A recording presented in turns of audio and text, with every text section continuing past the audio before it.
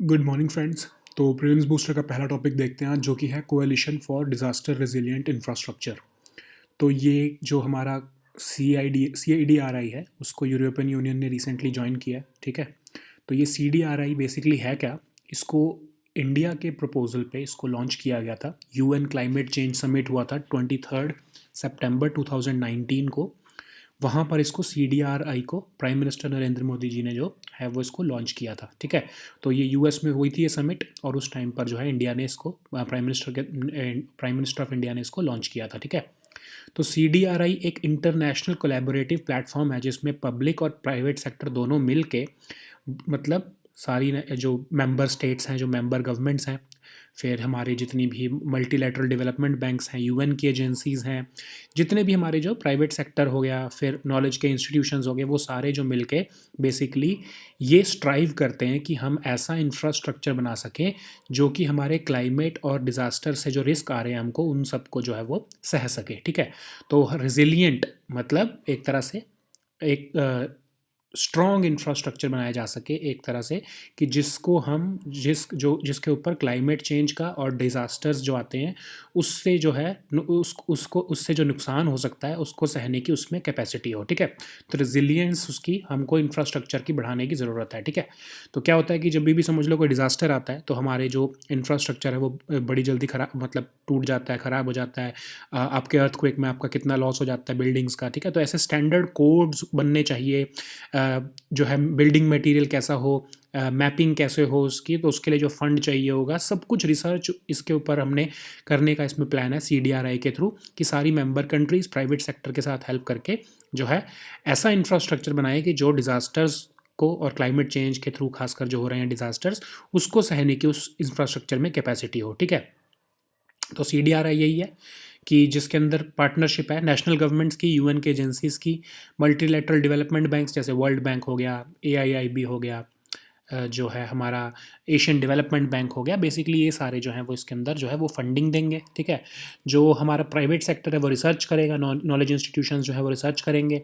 ठीक है, और गवर्नमेंट्स जो है वो ये सारे जो है प्लान्स को इम्प्लीमेंट करेगी अपने नेशनल लेवल पर। ठीक है, rapid development of resilient infrastructure जो है वो चाहता है ये CDRI बनाना, सो दैट जो सस्टेनेबल डेवलपमेंट गोल्स हैं वो इम्प्लीमेंट किए जा सकें। ठीक है, फिर जो अब इसका कोई ऐसा नहीं है कि कोई इंटरनेशनल लेवल पर कुछ कोड्स बना दिए जाएंगे, नेशनल लेवल पर और रीजनल लेवल पर जो अप्रोप्रिएट स्टैंडर्ड ज़रूरी हैं। अब समझ लो कि उड़ीसा या वेस्ट बंगाल का आप एग्जांपल ले लो, या आप किसी कोस्टल स्टेट का एग्जांपल ले लो, वहाँ के लिए जो इंफ्रास्ट्रक्चर की रिक्वायरमेंट होगी उसको ये देखना पड़ेगा कि सी से रिलेटेड जो भी डिज़ास्टर आ सकता है उसको हम कैसे कोप अप कर सकते हैं। उसके हिसाब से हम प्लान्स बनाएंगे, उसके हिसाब से हम स्टैंडर्ड्स बनाएंगे, कोड्स बनाएंगे, स्पेसिफिकेशंस बनाएंगे, गाइडलाइंस बनाएंगे। ठीक है, ताकि हम वहाँ के जो इंफ्रास्ट्रक्चर की कैसे प्लानिंग करें, डिज़ाइन करें, ऑपरेट करें और मेंटेनेंस करें। ठीक है, अब उसका जो एक तरह से प्लान होगा वो बिल्कुल डिफरेंट होगा एज़ कम्पेयर टू जो हम नॉर्थ इंडिया में, समझ लो दिल्ली में, उसको हम जो भी बना रहे हैं इंफ्रास्ट्रक्चर, क्योंकि यहाँ पर हमारे को अर्थक्वेक से ज़्यादा खतरा है, हमारे को यहाँ पर जो है एक तरह से फ्लड से खतरा है। तो हम ये सारी चीज़ों का जो है as per the local requirements उसके हिसाब से, और फिर नेशनल रिक्वायरमेंट्स उसके हिसाब से जो है अपने इंफ्रास्ट्रक्चर को हम, कि जो हमारी जो गाइडलाइंस है उसको हम मॉडिफाई करेंगे। ठीक है, फिर इंफ्रास्ट्रक्चर का जो डैमेज होता है और लॉस होता है जो बेसिकली, जिससे कि बेसिक सर्विसेज जो है वो इंटरप्ट हो जाती हैं ड्यूरिंग अ डिज़ास्टर, उन सबको हमको रोकने के लिए ये पूरी ग्रुपिंग बनाने का एक ज़रूरत पड़ी थी। ठीक है, अब CRDI जो है ये बेसिकली करता क्या है? ठीक है, CDRI, आई एम सॉरी, ये गलती से यहाँ CRDI लिखा गया। तो CDRI करता क्या है? टेक्निकल सपोर्ट और कैपेसिटी बिल्डिंग देता है। ठीक है, डिज़ास्टर रिस्पॉन्स और रिकवरी सपोर्ट, ये सारी बेसिकली। फिर रिसर्च और नॉलेज मैनेजमेंट, रिसर्च करेगा कि कैसा इंफ्रास्ट्रक्चर होना चाहिए, एक ग्लोबल डेटाबेस बनाएगा, और फिर उसमें बताएगा कि आपको आपकी कंट्री के, आपके नेशनल जो आपकी नीड्स हैं उसके हिसाब से आपको कैसा इंफ्रास्ट्रक्चर जो है वो बनाना चाहिए। ठीक है, फिर एडवोकेसी एंड पार्टनरशिप्स, मतलब ग्लोबल इवेंट्स कंडक्ट करेंगे, फिर या एक दूसरे के साथ नॉलेज शेयर करेंगे। ठीक है, फिर बताएंगे कि हमने ऐसा एक तरह से एक्सपीरियंस लिया है, तो आप ऐसा इंफ्रास्ट्रक्चर आप भी बना सकते हो एंड ऑल दैट। ये सारा एक तरह से इंटरेक्शन का एक प्लेटफॉर्म है। ठीक है, इससे इम्पैक्ट क्या होगा? CDRI का इम्पैक्ट होगा कि जो नॉलेज जो जनरेट होगी और एक्सचेंज होगी वो बहुत हेल्पफुल होगी मेंबर स्टेट्स को एक दूसरे से सीखने में, ठीक है। टेक्निकल एक्सपर्टीज़ आएंगे ग्लोबल लेवल पर, ठीक है। उससे क्या होगा कि जो हमारी मेंबर्स कंट्रीज़ हैं उनको एक तरह से टेक्निकल एडवाइस लेने में आसानी होगी, ठीक है। जब सब इकट्ठे ही बैठ के एक तरह से टेक्निकल अपनी एक्सपर्टीज़ शेयर करेंगे तो जितनी भी मेंबर कंट्रीज़ हैं उनको हम असिस्ट कर पाएंगे ताकि वो अपनी कैपेसिटीज़ को बढ़ा सकें। सारे सेक्शंस ऑफ सोसाइटी को बेनिफिट होगा इससे, खासकर जो हमारे economically weaker sections of society है, विमेन एंड चिल्ड्रन है, वो सबसे ज़्यादा वल्नरेबल होते हैं डिज़ास्टर के टाइम पे। तो उनके लिए अगर हम ऐसा इंफ्रास्ट्रक्चर बना पाएंगे तो उनकी जो बेसिक नीड्स हैं ड्यूरिंग डिज़ास्टर्स वो एटलीस्ट हम उस टाइम पर पूरी कर पाएंगे, ठीक है। वो एरियाज़ जो सबसे ज़्यादा हाई डिज़ास्टर रिस्क पे हैं, खासकर जो कोस्टल स्टेट्स पे हैं, फिर जो जिन रीजन्स में ज़्यादा अर्थक्वेक आता है या फिर जो हमारे ड्रॉट के लिए जो जहाँ पर ज़्यादा आती है, तो उन रीजन पे जो है इस एक तरह से इस प्लेटफॉर्म के थ्रू जो बनाया गया इंफ्रास्ट्रक्चर होगा वो सबसे ज़्यादा हेल्पफुल होगा, ठीक है। सो ओवरऑल सबको बेनिफिट हो रहा है इससे। तो अब इसको रिसेंटली यूरोपियन यूनियन ने ज्वाइन किया, ठीक है। तो इसको अभी आप इसकी मेंबरशिप अगर आपको देखनी हो, of course it's not two important, but आपको बता दूं कि इसमें China is not a member, China ने इसको ज्वाइन नहीं किया है फॉर वट एवर रीज़न, और पाकिस्तान ने भी इसको नहीं ज्वाइन किया हुआ है, और टर्की ने इसको ज्वाइन किया है। फिर यूरोपियन यूनियन इसका मेंबर है, US भी इसका मेंबर है, ऑस्ट्रेलिया भी इसका मेंबर है। आपको याद तो रखने की ज़रूरत नहीं है, बट मोटे मोटे तौर पर आप याद रखो कि China is not a member of this group as till now, ठीक है। अभी तक तो मेंबर नहीं है। तो नेक्स्ट हमारा टॉपिक है व्हीकल स्क्रैपिंग पॉलिसी। तो union minister for road transport हैं जो, उन्होंने जो है व्हीकल स्क्रैपिंग पॉलिसी जो है वो लोकसभा में अनाउंस की है, और उन्होंने उस टाइम पर ये बोला है कि जो ओल्डर व्हीकल है वो 10 to 12 टाइम्स मोर पॉल्यूट करते हैं एज़ कम्पेयर टू जो न्यू फिट व्हीकल्स हैं, ठीक है। तो इस पॉलिसी का नाम बेसिकली है voluntary vehicle fleet modernisation programme, ये इसका ऑफिशियल नाम है, ठीक है। और इसको हम कोलोकियल लैंग्वेज में बोल रहे हैं व्हीकल स्क्रैपिंग पॉलिसी, ठीक है। तो ऑब्जेक्टिव क्या है इसका, ताकि कि हम जो ओल्ड और डिफेक्टिव व्हीकल हैं उसकी हम जो है एक तरह से नंबर को हम कम कर सकें, ताकि जो है हमारी जो रिडक्शन हो सके एयर पॉल्यूटेंट्स में, ठीक है। फिर हम एडिशनल इन्वेस्टमेंट्स लाना चाहते हैं 10,000 करोड़ की, ताकि 35,000 करोड़ जो है जॉब अपॉर्चुनिटीज़ क्रिएट हों, ठीक है। क्योंकि जब हम स्क्रैपेज करेंगे तो लोग न्यू एक तरह से जो है इन व्हीकल्स की डिमांड करेंगे, जब न्यू व्हीकल्स की डिमांड करेंगे तो उसके लिए उससे इन्वेस्टमेंट्स आएंगी, उससे जॉब अपॉर्चुनिटीज़ क्रिएट होंगी और बेसिकली इकोनॉमी किक स्टार्ट होगी, ठीक है। फिर अब इसके अंदर कह रहे हैं कि क्राइटेरिया क्या होगा व्हीकल को स्क्रैप करने का, कि 2 तरह के क्राइटेरिया होंगे। अगर तो वो कमर्शियल व्हीकल है तो अगर वो व्हीकल को फिटनेस सर्टिफिकेट नहीं मिल पाया है ऑटोमेटेड फिटनेस सेंटर से, तो उसको जो है वो व्हीकल को स्क्रैप करना पड़ेगा, ठीक है। और अगर कोई प्राइवेट व्हीकल है, जैसे आपकी और हमारी जो व्हीकल्स हैं, अगर उनको रजिस्ट्रेशन जो है वो रिन्यू नहीं हो पाई है, तो उस केस में भी जो है उस व्हीकल को स्क्रैप करना पड़ेगा कंज्यूमर को, ठीक है। अब जो है ये रजिस्ट्रेशन के जो है क्राइटेरिया क्या होगा, ये देखा जाएगा। बेसिकली आप सोच लो कि व्हीकल की फिटनेस को देखा जाएगा कि क्या उसकी एमिशन जो टेस्ट लिए जाएंगे, फिर ब्रेकिंग कैसी है, सेफ्टी इक्विपमेंट कैसा है उसका, ये सारे क्राइटेरिया को देख के जो है रिन्यूअल्स जो रजिस्ट्रेशन सर्टिफिकेट है वो दिए जाएंगे व्हीकल को, और उसके ही बेसिस पे देखा जाएगा कि क्या व्हीकल की जो लाइफ है वो एंड हो गई है या फिर उसको अभी और चलाया जा सकता है, ठीक है। अगर चलाया जा सकता है तो उसको एक बार रजिस्ट्रेशन का री रजिस्ट्रेशन का एक तरह से ऑफर दिया जाएगा और उसको री रजिस्टर किया जाएगा, ठीक है। अब ये पॉलिसी में प्रपोज क्या किया जाता है, ठीक है। अब इसमें जो है प्रपोज किया गया है कि जो कमर्शियल व्हीकल्स हैं उनको तो आप 15 साल के बाद डी रजिस्टर कर दो, ठीक है, अगर उसको फिटनेस सर्टिफिकेट नहीं मिलता है, ठीक है। तो उस मतलब क्या होगा कि 15 साल बाद जो हमारे जो पुराने ट्रक हो गए हैं उन सबको है जो एक तरह से स्क्रैप करने का इसमें प्रोविज़न है। फिर प्राइवेट व्हीकल्स को इसमें कहा गया है कि 20 साल बाद अगर उनको रिन्यूअल रजिस्ट्रेशन सर्टिफिकेट नहीं मिलता है तो उसको भी आप स्क्रैप करने का उसमें प्रोविज़न है, ठीक है। फिर जितने भी सरकारी, उन्होंने शुरुआत अपने से ही की है, ठीक है। Government is trying to start this with itself, ठीक है। तो गवर्नमेंट कह रही है कि central government, state government, municipal corporation, panchayat, जितने भी ये लेवल पर जो गवर्नमेंट के व्हीकल्स हैं उनको हम 15 साल बाद जो है वो रजिस्टर जो है डी रजिस्टर करेंगे और उसको हम स्क्रैप कर देंगे, ठीक है। फिर बेनिफिट्स क्या क्या ऑफर किए जा रहे हैं, बहुत स्ट्रॉन्ग बेनिफिट्स ऑफर किए जा रहे हैं। जो ओल्ड व्हीकल के ओनर हैं जो कि स्क्रैप करवाएंगे अपने व्हीकल को, तो उनको क्या कहा जा रहा है कि आपकी जो ओल्ड व्हीकल की स्क्रैप वैल्यू है वो ऑलमोस्ट 4 से 6% जो एक्स शोरूम प्राइस था आपका न्यू व्हीकल का उसके हिसाब से आपको दी जाएगी, ठीक है। फिर स्टेट गवर्नमेंट्स को कहा है कि आप रोड टैक्स की रिबेट दो 25% पर्सनल व्हीकल के केस में और 15% कमर्शियल व्हीकल के केस में, ठीक है। फिर व्हीकल मैन्युफैक्चरर्स को कहा जा रहा है कि आप जो है 5% जो है वो डिस्काउंट दो on purchase of new vehicle against scrapping certificate, ठीक है। अब ये होगा कैसे कि देखो, अब जो स्क्रैप वैल्यू है, ठीक है, वो एक तरह से आपका डिस्काउंट का काम करेगी जी। आपने 4 से 6% जो हमने देखा ना ex showroom price of new vehicle जो है वो स्क्रैप वैल्यू दिख रही है आपको, ठीक है। तो क्योंकि आपने स्क्रैप कर दिया है तो आपको जो है ये यहाँ पर डिस्काउंट मिल जाएगा न्यू व्हीकल पे खरीदने के ऊपर, ठीक है। तो 5% के आसपास जो न्यू व्हीकल पे डिस्काउंट मिलेगा। फिर कहा जा रहा है कि जो रजिस्ट्रेशन फीस होती है न्यू व्हीकल खरीदने पे उसको भी वेव ऑफ कर दो अगर जो कंज्यूमर है उसने अपने पुराने व्हीकल को स्क्रैप कर दिया है, ठीक है। अब इससे हेल्प कैसे मिलेगी? इससे सबसे पहली तो हेल्प ये हो रही है कि जितने भी व्हीकल के जो है स्क्रैपिंग फैसिलिटीज़ है उनके सेंटर्स बनेंगे हर जगह पे, क्योंकि आपको व्हीकल को स्क्रैप करना पड़ेगा तो हर जगह ये सेंटर्स जब बनाए जाएंगे तो ये एक न्यू इंडस्ट्री एक तरह से सेटअप हो जाएगी, है ना, स्क्रैपिंग की, जो अभी इंडिया में उस लेवल पर अभी डेवलप नहीं है, ठीक है। और एक इंटीग्रेटेड स्क्रैपिंग फैसिलिटी जो है हम इंडिया में सेटअप करेंगे और सबसे जो है बेसिकली आपको शुरुआत यहाँ से की जा रही है अलांग गुजरात में, ठीक है। अभी हमने कुछ टाइम पहले ये भी देखा था कि अलांग में इंडिया का लार्जेस्ट जो है वो शिप ब्रेकिंग यार्ड भी है, तो वहीं पर आई थिंक जो है ये शुरुआत की जाएगी स्क्रैपेज की, जो व्हीकल की स्क्रैपेज की, ठीक है। फिर कहा जा रहा है कि एक सिंप्लीफाइड रजिस्ट्रेशन प्रोसेस होगा जिसमें सिंगल विंडो क्लियरेंस होगी, जिसमें आप जो है इन्वायरमेंट और पोल्यूशन के अगर नॉर्म्स जो हैं वो कंप्लाई कर रहे हैं तो स्क्रैपिंग फैसिलिटी जो है उसको अप्रूवल मिल जाएगा। और फिर इससे क्या होगा कि प्राइवेट सेक्टर की इन्वेस्टमेंट आएगी, पीपीपी मॉडल पर स्टेट गवर्नमेंट जो है वो सेटअप कर सकती हैं ऑटोमेटेड फिटनेस सेंटर्स। अब ये फिटनेस सेंटर्स कौन से हैं? जो अप्रूवल देते हैं कि क्या व्हीकल जो है वो फिट है या नहीं है, या फिर उसको स्क्रैपेज के लिए भेज देना चाहिए, ठीक है।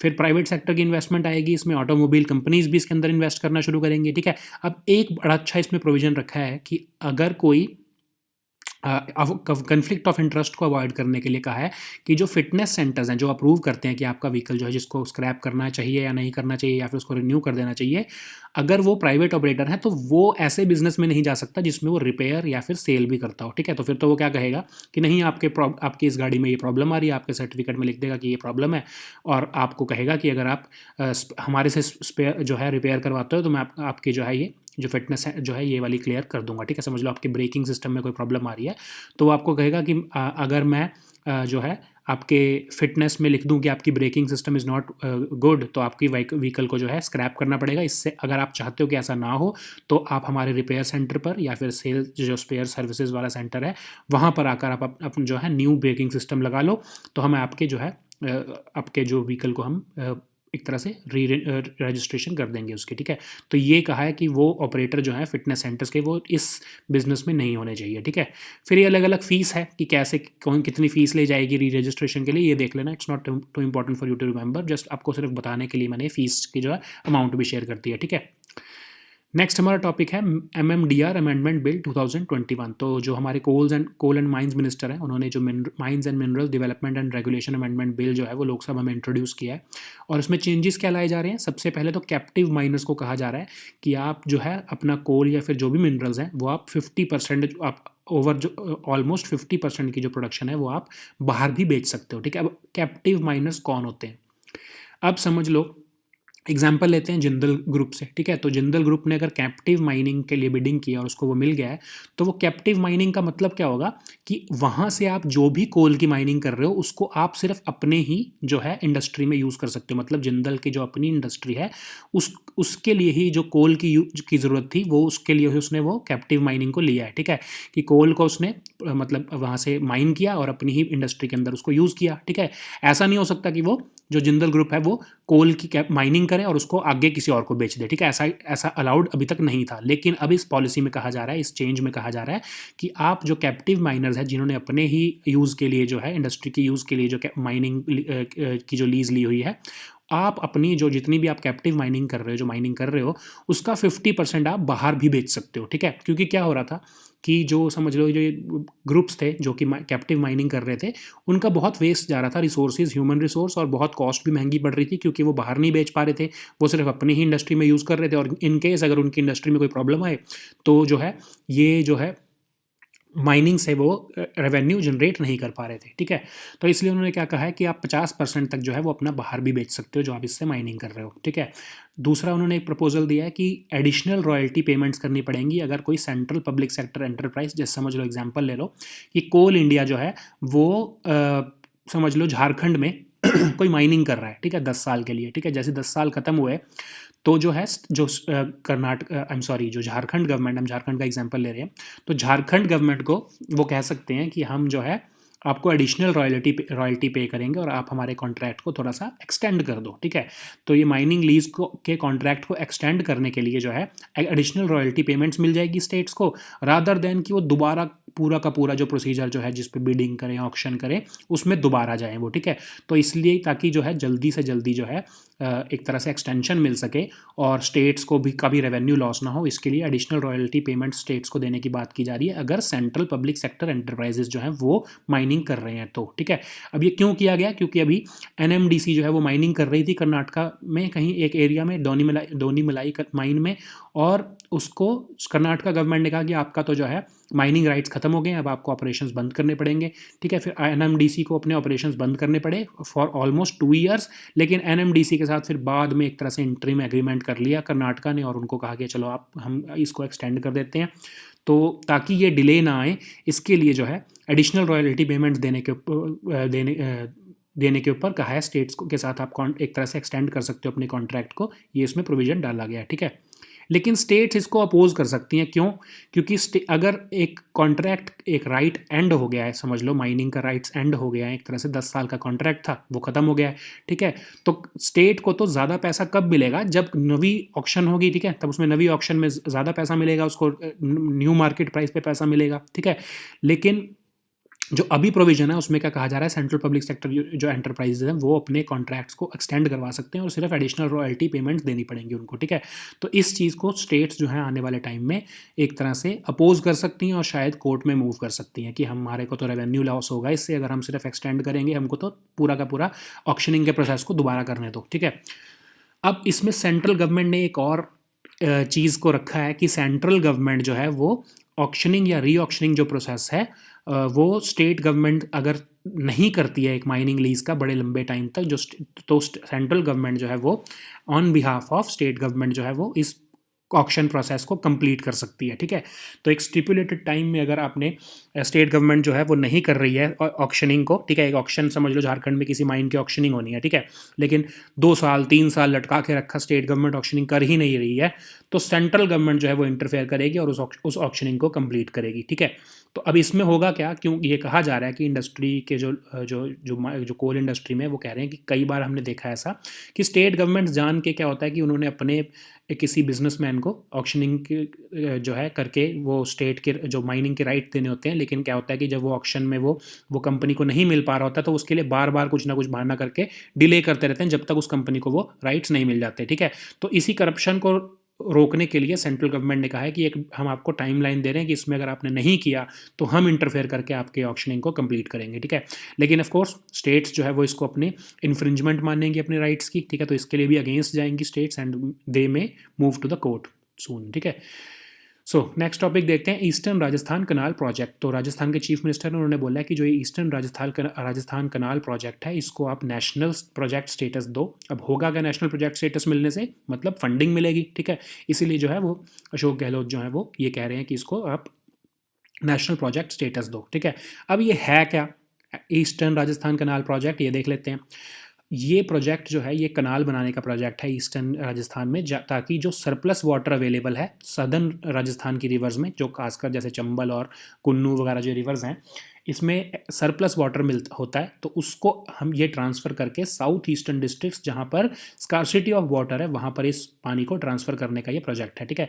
सदर्न रिवर्स में से, मतलब जो ये चंबल वगैरह जो रिवर्स हैं वहाँ से पानी ट्रांसफ़र करके साउथ ईस्टर्न डिस्ट्रिक्ट्स में जहाँ पर पानी की स्कार्सिटी है उसको ट्रांसफ़र करने का ये प्रोजेक्ट है कनाल्स के थ्रू, ठीक है। अब क्या क्या होगा इसमें, अलग अलग डाइवर्जन स्ट्रक्चर्स बनाए जाएंगे, इंट्रा रिवर बेसिन ट्रांसफर्स होगा, लिंकिंग चैनल्स बनाए जाएंगे, फिर पंपिंग की जाएगी पूरी पानी की, मतलब अगर किसी एरिया में ढलान है और उसको ऊपर लेके जाना है तो पानी को पंपिंग करके ऊपर लेके जाया जाएगा। पूरा ये एक तरह से इंफ्रास्ट्रक्चर का एक प्रोजेक्ट है, ईस्टर्न राजस्थान कनाल प्रोजेक्ट, ठीक है। तो क्यों किया जा रहा है ये? अब राजस्थान देखो लार्जेस्ट स्टेट ऑफ इंडिया है, लेकिन उसके पास सिर्फ 1.16% ऑफ इंडिया सरफेस वाटर है और सिर्फ 1.72% ऑफ ग्राउंड वाटर है, ठीक है।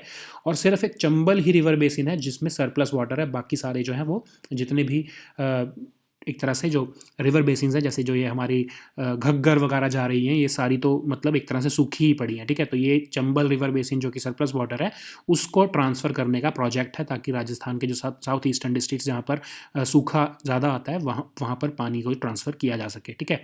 अब इसके बेनिफिट्स क्या होंगे?